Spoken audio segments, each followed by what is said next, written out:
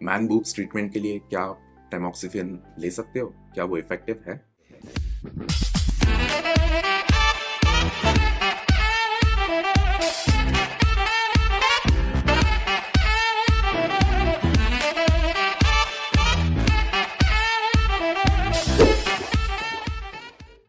नमस्ते, मैं हूं doctor Dhruv Chauhan, board certified plastic and cosmetic surgeon at Clear Skin Clinics Pune. आपका स्वागत है हमारे सर्जिकल सैटरडेज के सीरीज में।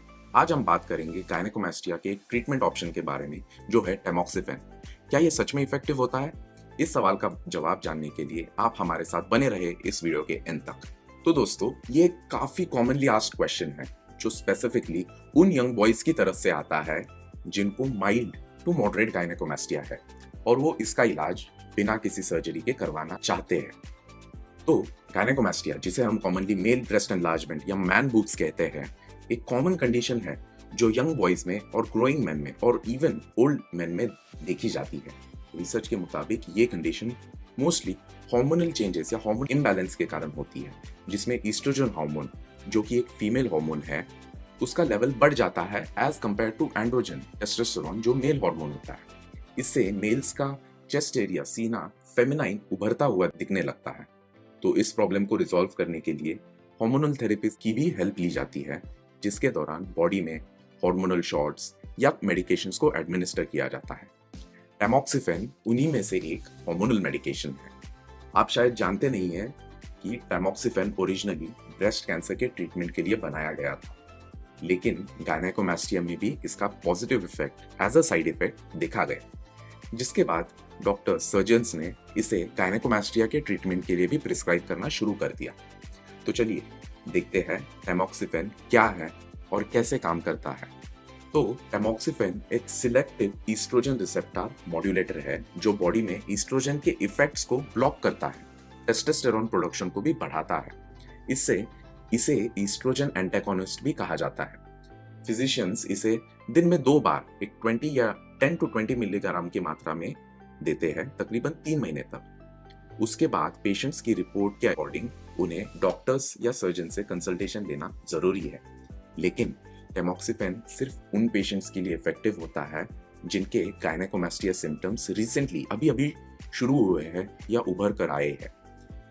इस केस में गायनेकोमास्टिया टेंडर और सेंसिटिव होता है, यानी छूने पर या दबाव पड़ने पर उस एरिया में सेंसिटिविटी या हल्का पेन रहता है।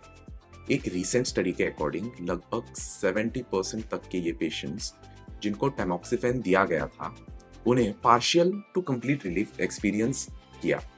कुछ पेशेंट्स इस ट्रीटमेंट को बिल्कुल रिस्पॉन्ड नहीं करते और कुछ पेशेंट्स टैमोक्सिफेन के इस्तेमाल के कुछ महीने बाद सिचुएशन और ज्यादा खराब होने की भी कंप्लेन करते हैं।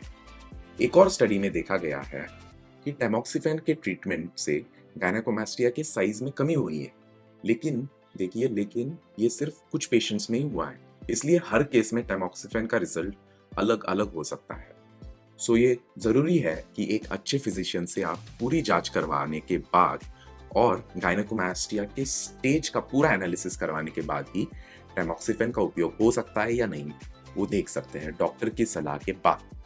अब देखते हैं कुछ साइड इफेक्ट्स ऑफ टैमोक्सिफेन। आपको मैंने बताया टैमोक्सिफेन एक ब्रेस्ट कैंसर ट्रीटमेंट का ड्रग था, तो इसके साइड इफेक्ट्स भी होते हैं, जैसे कि hot flushes, nausea, fatigue, mood swings, ये सारे इसके साइड इफेक्ट्स थे। तो टैमोक्सिफेन को स्टार्ट करने के पहले एक डॉक्टर के साथ कंसल्टेशन बहुत जरूरी है। उसी के साथ लाइफस्टाइल चेंजेस, ये और एक जरूरी बात है।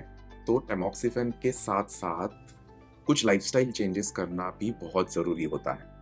एक्सरसाइज, हेल्दी डाइट अपने रूटीन में शामिल करना चाहिए। इससे वेट लॉस होने में मदद होती है, जो गायनेकोमास्टिया में हेल्पफुल हो सकता है।